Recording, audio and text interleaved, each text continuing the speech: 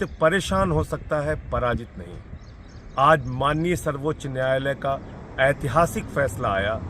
चुनाव के प्रचार के लिए अंतरिम जमानत की राहत अरविंद केजरीवाल को देना एक बहुत ही स्वागत योग्य फैसला है। क्या बेल मिला? बोले आप चोर हैं लेकिन आप 1 महीना का कैंपेन करो। वो बेल बोलता है क्या? माननीय सर्वोच्च न्यायालय द्वारा जो राहत आज श्री अरविंद केजरीवाल को मिली, हम उसका स्वागत करते हैं।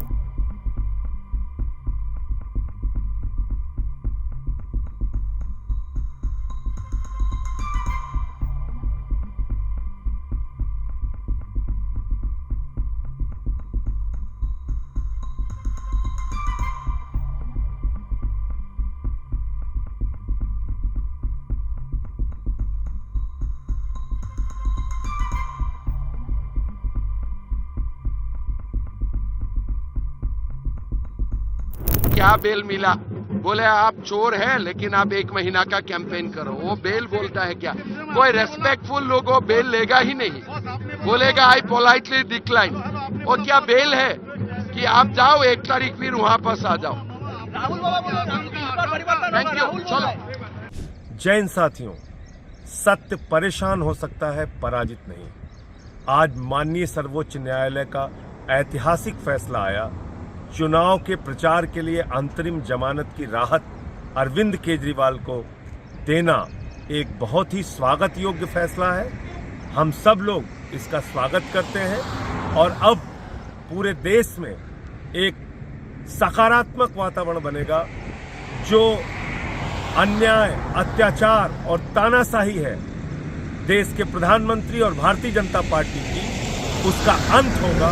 अब देश केजरीवाल का कमाल देखेगा।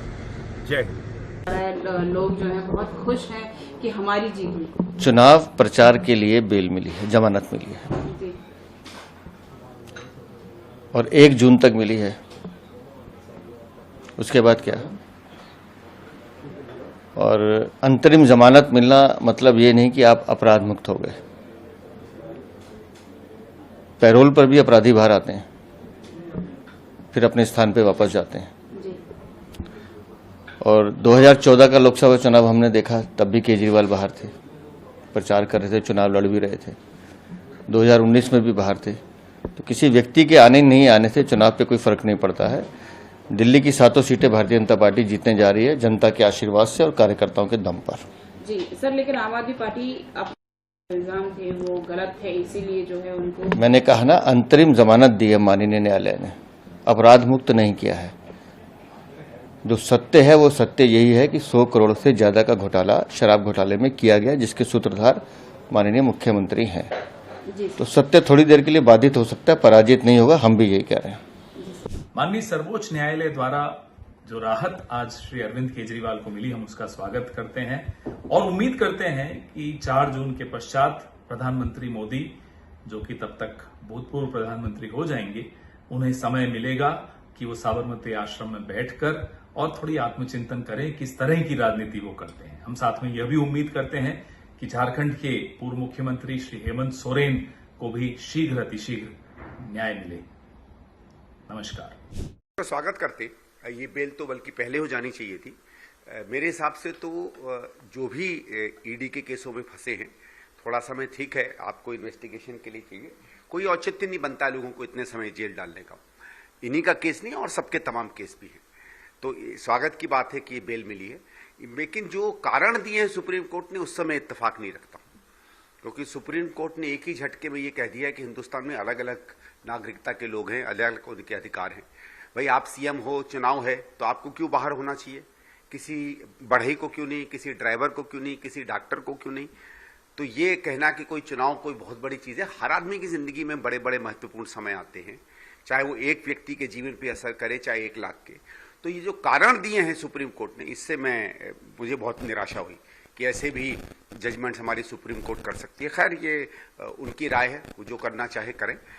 वैसे स्वागत योग्य बात है और इससे इंडिया अलायंस का जो कैंपेन बहुत अच्छी तरह से दिल्ली में चल रहा है, उसको भी एक मदद मिलेगी, क्योंकि एक व्यक्ति जो हमारे स्टार कैंपेनर्स में है, वो जमीन पर उतर के लोगों से बातचीत करेगा। बीजेपी का ये कहना कि ये सिर्फ इंटरिम बेल है, इससे ये साबित नहीं होता कि आप फ्री हो गए मामले से। ये ठीक बात है, ये बात ठीक है।